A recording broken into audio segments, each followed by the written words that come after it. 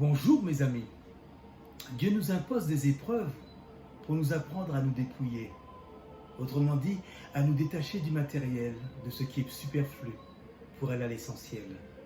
Mes chers frères et sœurs en Christ, dans le sacrement de l'Eucharistie, nous venons non seulement nous nourrir du corps du Christ, mais aussi de la parole de Dieu. Formons ainsi les deux parties de la messe, la liturgie de la parole et la liturgie eucharistique, intimement liées, indissociables, ne formons qu'un tout.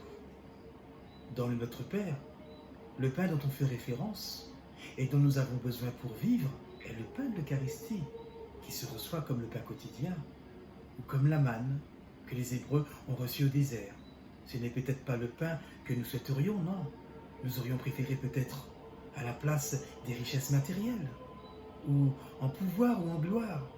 Et c'est pourtant ce pain-là que Dieu veut nous donner et qui vient apaiser nos faims de toutes sortes. Faim d'amour, faim d'être reconnu, apprécié, faim absolue. Bien-aimés du Seigneur, chaque Eucharistie est une rencontre confiante avec le Père. Jésus nous dit qu'il est le pain vivant qui donne la vie éternelle. Celui qui mange ma chair et boit mon sang a la vie éternelle. Alors, chers frères et sœurs en Christ, c'est en faisant confiance chaque jour au Seigneur que nous arrivons à nous ouvrir à ce don qu'est l'amour de Dieu. Le Fils, en la personne du Christ, nous donne la vie éternelle et la vie en plénitude.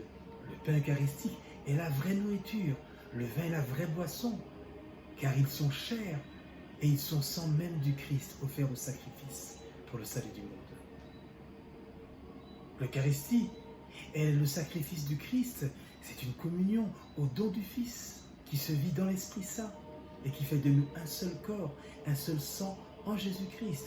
Mais pour que le miracle se produise, il faut l'accueillir en nous. Dans notre pauvreté, dans notre faiblesse, dans notre faim et dans notre soif du corps et du sang.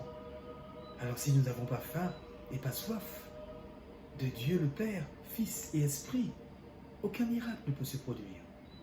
Alors demandons au Seigneur la grâce de nous faire entrer dans ce grand mystère en ouvrant notre cœur à Jésus. Amen et bonne fête du Saint-Sacrement.